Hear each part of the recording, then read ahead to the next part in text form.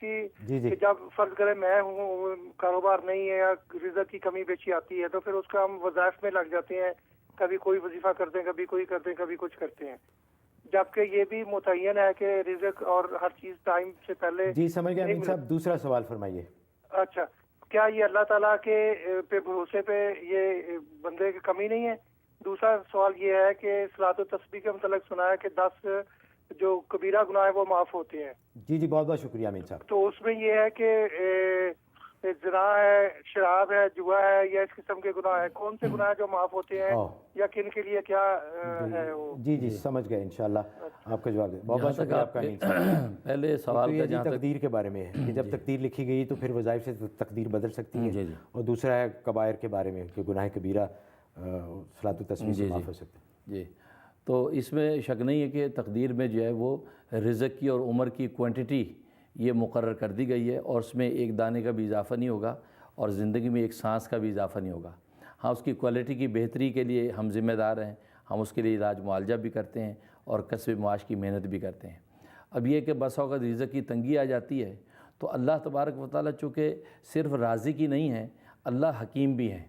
وہ اللہ کی حکمت ہوتی ہے کہ بس اوقات رزق کو روک لیتے ہیں، جیسا کہ خود ماں بچوں کو بس اوقات دودھ پلاتی، بعض دفعہ دودھ نہیں پلاتی، جو چیز بچہ کھانا چاہتا ہے ماں خود اس سے ہٹا دیتی ہے، وہ اس میں کوئی مصلحت اور حکمت ہوتی ہے۔ تو اللہ بس اوقات ایسے احوال جو بندے پہ پیدا کرتے ہیں اس میں کوئی مصلحت اور حکمت ہوتی ہے۔ جیسے بچے کا کام رو کے کھانا مانگنا ہے، ایسے بندے کا کام مانگتے رہنا ہے، کیونکہ دعا کا حکم بندے کو ہے، وہ مانگتا رہے بس، اللہ تعالیٰ اپنے وقت پہ اس کا رزق جو مقدر ہے اس کو عطا کرتے رہیں گے۔ تو یہ دعاؤں سے اور وظائف سے یہ بدل سکتی ہے۔ جی، اس کی اور ویسے کوالٹی۔ بھی اللہ کسی چیز کے پابند تو نہیں ہے نا۔ جی جی، اللہ تو بے نیاز ہے، جی بالکل، وہ کسی چیز اللہ جب چاہیں کچھ بھی چینج کر سکتے ہیں۔ جی، دوسرا نہیں فرمایا کہ جی وہ کبیرہ گناہ ہے۔ ہاں، باقی صلاۃ تسبیح کا جو آپ نے فرمایا اس میں یقیناً 10 کبیرہ گناہ معاف ہوتے ہیں۔ تو اب 10 کبیرہ کا کوئی بھی ہو سکتے ہیں، یہ اللہ تبارک و تعالیٰ جو اپنی مرضی منشا سے کوئی بھی 10 کبیرہ گناہ معاف کر سکتے ہیں، زنا چوری بھی اس میں شامل ہو سکتی ہے، تو اس میں کوئی تعین کا وہ مقصد نہیں ہے۔ اچھا حضرت، کچھ ای میلز ہیں، ان میں یہ کافی مماثلت ہے کہ لوگوں نے درد کے بارے میں ذکر کیا ہے کہ ان کے کندھوں میں اور جوائنٹس میں یا گھٹنوں میں درد بہت ہوتا ہے۔ ایک نے تو یہ لکھا ہے کہ ان کی والدہ پاکستان گئی تھیں، بالکل ٹھیک تھیں، جب سے واپس آئی ہیں ان میں بہت زیادہ اتنا درد ہو گیا کہ وہ اپنا ہاتھ بھی نہیں اٹھا سکتی۔ تو ایسا کچھ بتائیں کہ سب کے یہ درد کے لیے، اس طرح کے جو مسائل ہیں لوگوں کو جوائنٹس کے، ان کے لیے کچھ۔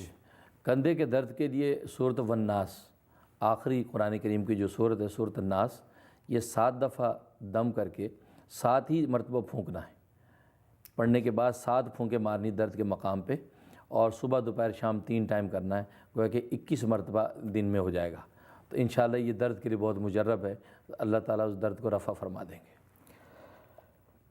اچھا حضرت، محمد آصف صاحب کا ہے کہ 15 نومبر 2010 کو ان کے والد کا انتقال ہوا۔ یہ پاکستان گئے، واپسی پہ جب آئے تو ان کا جاب چلا گیا۔ ٹیکسی کا لائسنس ہے ان کے پاس، لیکن ان کہتے ہیں کہ ان کو ڈرائیو کرتے ہوئے بہت ڈر لگتا ہے، اور اس وقت سے یہ بڑے مایوس سے ہیں کہ اب کیا کام کریں، کیونکہ جو ان کی اصل تھا، ان کا جو شعبہ تھا جس میں ان کو مہارت بھی تھی، اب وہ کرتے ہوئے ان کو بہت ڈر لگتا ہے۔ اس کے لیے ایسا کریں کہ وہ جو دل ان کا جو کمزور ہو گیا، ڈر لگتا ہے، اس کے لیے سورۃ زلزال، اذا زلزلت، اور سورۃ قدر، سورۃ انا انزلنا، اور سورۃ والعادیات، اور سورۃ قریش، یہ 4 صورتیں ہر نماز کے بعد ایک مرتبہ پڑھ کے سینے پہ دم کر لیا کریں۔ انشاءاللہ 21 دن یہ عمل کریں گے تو ان کے دل کو تقویت ہو جائے گی۔ ویسے بھی ہر اس آدمی کے لیے عمل ہے کہ جس کے اندر کانفیڈنس کی کمی ہو یا کمپلیکس فیل کرتا ہے، لوگوں کے اندر بات کرنے کے اندر جھجکتا ہے، اس کے لیے عمل بہت مجرب ہے کہ سورۃ زلزال، سورۃ قدر، سورۃ عادیات، سورۃ قریش، یہ ہر نماز کے بعد ایک دفعہ پڑھ کے سینے پہ دم کر لیں، اس سے انشاءاللہ کانفیڈنس ہوگا اور کمپلیکس دور ہو جائے گا انشاءاللہ۔ اچھا حضرت، ایک صاحب کی انہوں نے لکھا ہے کہ ان کی عمر بہت کم ہے لیکن ان کی قوت سماعت بہت کمزور ہے، اس کے لیے کوئی وظیفہ؟ ہاں، ان کے لیے ایسا کریں کہ سورۃ محمد جو ہے یہ روغن بادام پہ دم کر لیں، اور 2 قطرے صبح شام اپنے کان میں ڈالا کریں، تو یہ تقریباً 41 دن یہ عمل کر لیں تو انشاءاللہ اللہ کی رحمت سے اس سماعت ان کی اچھی ہو جائے گی۔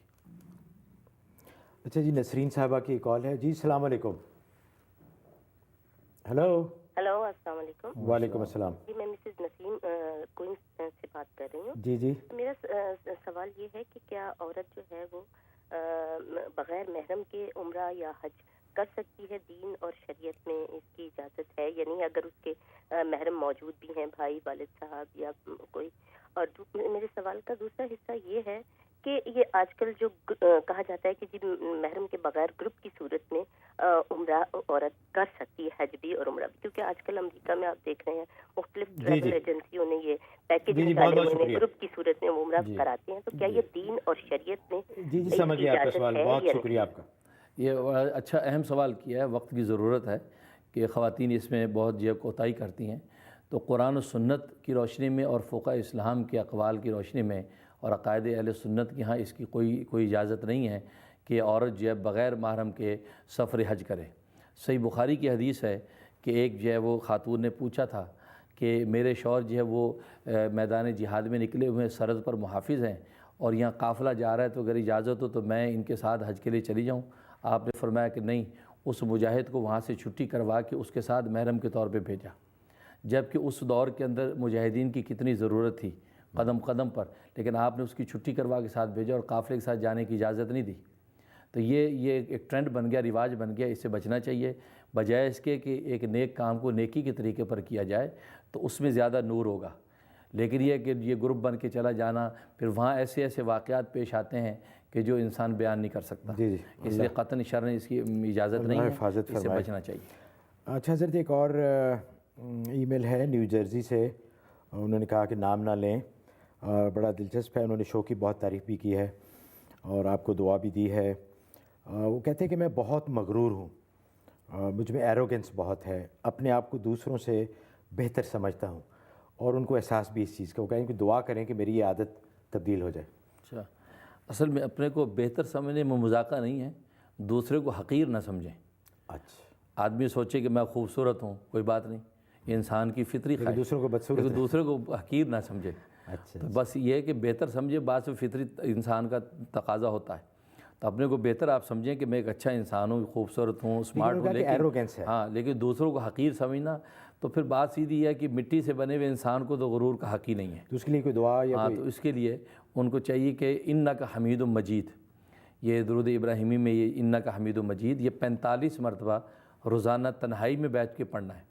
اور یہ ہر اس شخص کے لیے ہے کہ جس کے اندر کوئی بری عادت ہے، وہ چھوڑنا چاہتا ہے، چھوٹتی نہیں ہے، تو اس کے لیے 45 دفعہ انک حمید مجید تنہائی میں بیٹھ کے پڑھیں، سینے پہ پھونک لیں، پانی پہ دم کر کے پی لیں.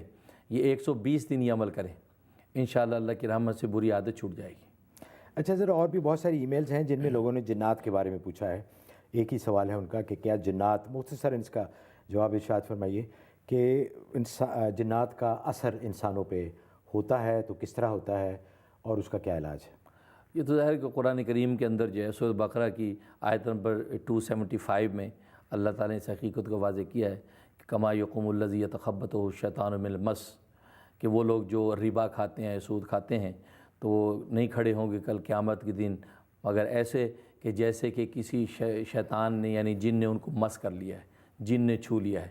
جب جن چھو لے تو وہ انسان جیسے اپنے حال میں نہیں ہوتا، جیسے بہت سے مشاہدہ ہوتا ہے ایسے مریضوں کا، تو یہ کیفیت ہو جاتی ہے. تو اس کا مس کرنا اور اس کا اثر ہو جانا یہ قرآن سے ثابت ہے. اور صحیح بخاری کی حدیث ہے کہ رسول اکرم صلی اللہ علیہ وسلم فرمایا کہ مغرب کے بعد بچوں کو کھلے میدان میں نہ نکالو، اس لیے کہ اس وقت یہ شیطانی ہوائیں جو آزاد ہوتی ہیں، تو اگر کسی نے ان کو مس کر دیا، غول نے ان کو مس کر دیا تو ان کو تکلیف پہنچے گی. تو یہ قرآن حدیث سے ثابت ہے، ان کا اثر انداز ہو جائے. اچھا حضرت، کچھ ای میلز ہیں خوابوں کے بارے میں. سعدیہ خان انہوں نے لکھا ہے کہ اللہ آپ کو جزائے خیر دے اور اتنا دلچسپ پروگرام شروع کرنے پہ بہت بہت مبارک دے رہی ہیں. ان کا خواب یہ ہے کہ غار میں بے شمار سانپ ہیں، چھوٹے بڑے، جن کے اور کچھ ہیں جو کہ ویل مچھلی کے سائز کے ہیں اور جن کے لاکھوں کے حساب سے سر ہیں. وہ مجھے تو کچھ نہیں کہہ رہے، اور یہ جو بہت بڑے سانپ ہیں ان پہ انہوں نے دیکھا کہ ان کے اوپر سواری بھی کر رہی ہیں. اور ان کا دوسرا خواب یہ ہے کہ 11 سالہ لڑکی کو انہوں نے دیکھا، آیت الکرسی دل سے نکلتی ہے، لڑکی کی شکل بہت ڈراؤنی ہو جاتی ہے اور یہ محسوس کرتی ہیں کہ کوئی شخص بائیں کندھے پہ ان کے ہاتھ رکھتا ہے، اور یہ اکثر ان کو محسوس ہوتا ہے کہ کسی شخص نے ان کے بائیں کندھے پہ ہاتھ رکھا ہے اور یہ سمجھتی ہیں کہ آیت الکرسی کی وجہ سے ہو رہا ہے. پہلے تو سانپوں والی اور پھر وہ 11 سالہ لڑکی. جہاں تک پہلے سانپ والے خواب کا تعلق ہے تو ایسا لگتا ہے کہ کوئی شریر ان کا پڑوسی وہ تابع ہو جائے گا, شرارت سے باز آ جائے گا, یا ان کے رشتہ داروں میں جو ان سے حسد کرتا ہے تو وہ حاسد اپنے حسد کرنے سے باز آ جائے گا, کیونکہ ازدے پر سواری کرنے کا مطلب یہ ہے کہ شریر پڑوسی شرارت سے باز آئے گا یا رشتہ دار حسد سے باز آ جائے گا. اور دوسرا جو ہے ظاہر ہے کہ وہ شیطانی چیزیں ہیں کہ جو آسیبی چیزیں جو ظاہر ہوگی لڑکی کی شکل میں, اور آیت الکرسی پڑھنے سے ظاہر ہے کہ وہ دفع ہو جاتی ہیں اس میں. اچھا وہ جو 11 سے اچھا وہ جو اچھا ایک ذرا جلدی سے حضرت انہوں نے فرمایا کہ ان کے والد صاحب کا انتقال ہوا تھا پچھلے سال. وہ خواب میں دیکھتے ہیں کہ والد صاحب کو دفنا رہے ہیں تو وہ زندہ ہو جاتے ہیں, اور دوسرے خواب میں بھی وہ دیکھتے ہیں کہ کسی بھی میت کو دفنانے لگتے ہیں تو میت کا بازو ہلنے لگتا ہے, اس طرح کی جس میں اس میں زندگی کے آثار آ گئے ہیں.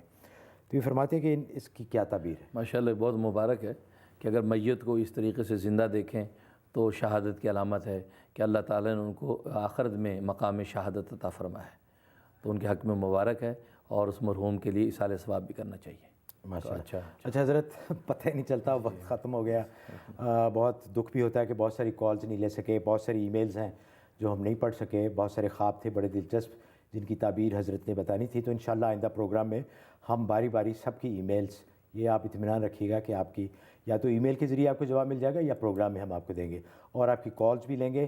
حضرت ایک اہم نقطہ ہے کہ کچھ لوگوں نے ای میلز آئی ہیں کہ جو ہندو کیٹرنگ ہالز ہیں اس میں وہ جاتے ہیں تو وہاں کھانے کے متعلق ان کو یقین نہیں ہوتا کہ وہ حلال ہے یا حرام ہے. تو یہ انشاءاللہ اگلے پروگرام میں اس کے بارے میں بات کریں گے, کیونکہ یہ بہت اہم موقع ہے, کیونکہ بہت ساری تقریبات ہیں ہماری جو کہ ایسے ہالز میں ہوتی ہیں جو کہ غیر مسلموں کے ہیں. تو خواتین و حضرات ہمیں اپنی دعاؤں میں یاد رکھیے گا. انشاءاللہ اگلے پروگرام کے ساتھ اگلے اتوار کو رات 9 بجے اسی چینل پہ لائیو آپ کی خدمت میں حاضر ہوں گے. ہمیں ای میل کرتے رہیے اور ہمارے لیے بھی دعا کیجیے کہ اللہ ہمیں بھی سیدھے راستے پہ چلنے کی توفیق دے. ہم آپ کے لیے دعا کریں گے کہ آپ کی تمام پریشانیاں اللہ دور فرمائے, آپ کے تمام دکھ دور ہوں, اور آپ کو چین والی اطمینان والی اللہ تعالیٰ زندگی عطا فرمائے. محمود اوان اور حضرت مفتی منیر احمد اخون کو اجازت دیجیے. اللہ حافظ. پاکستان